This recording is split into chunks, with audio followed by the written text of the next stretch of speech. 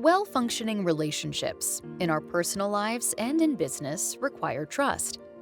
When trust is violated, the offended party can decide the extent to which forgiveness is extended to the transgressor.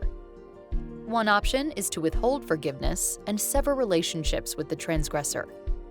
At the other extreme, the offended party might completely forgive the transgressor and even pursue actions to rebuild the relationship.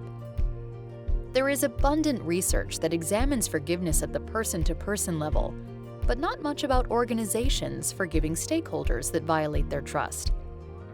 Does the person-to-person research apply to firms and stakeholders? We believe so, because organizations are made up of people, and decisions about forgiving stakeholders tend to be made or heavily influenced by people at the top. These top managers are influenced by some of the same stimuli as those found in the person-to-person research. For example, in 2022, the National Football League, or NFL, imposed an indefinite suspension on Calvin Ridley, a football player, for betting on NFL games. However, Ridley took full responsibility for the suspension and apologized. The NFL lifted the suspension after only a year.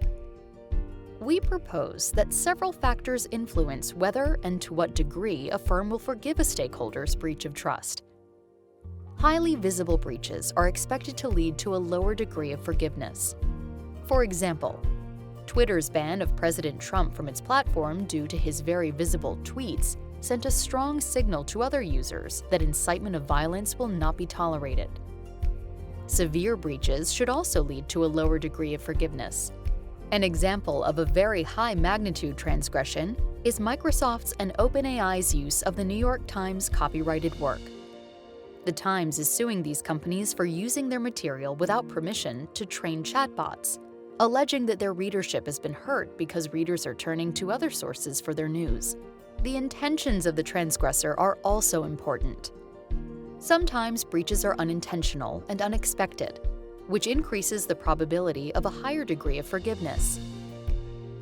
In a high-profile case, Harvard University found that plagiarism on the part of Harvard President Claudine Gay was unintentional and therefore did not constitute research misconduct. The way the transgressor responds after the breach of trust can play an important role. Denial can lead to even less trust, whereas remorse and reconciliation can help restore the relationship, leading to a higher degree of forgiveness. For example, a trader in a brokerage firm falsified the value of a financial instrument to a client bank. Upon discovery, the entire top management team of the brokerage firm went to the client bank to apologize, and the bank forgave the brokerage firm and continued working with it. If the transgressor has a history of breaches of trust or an untrustworthy reputation, the offended firm is less likely to extend a high degree of forgiveness. However, the brokerage firm in the previous example had a stellar reputation, which also influenced the decision to forgive. Finally, powerful stakeholders are likely to receive a higher degree of forgiveness. Power often comes from possessing resources that the firm needs or being well connected to other stakeholders on whom the firm depends. For instance, the U.S. government forgave the banks whose misconduct caused the subprime mortgage financial crisis in 2008 because the banks were considered too big to fail. But wait, characteristics within the organization itself should also influence forgiveness decisions, right? Yes. Firms develop patterns over time regarding the way they treat stakeholders. This is reflected in what is called a firm's stakeholder culture, and forgiveness decisions are a part of that culture. A firm's stakeholder culture can fall on a continuum that ranges from self-interested to other regarding.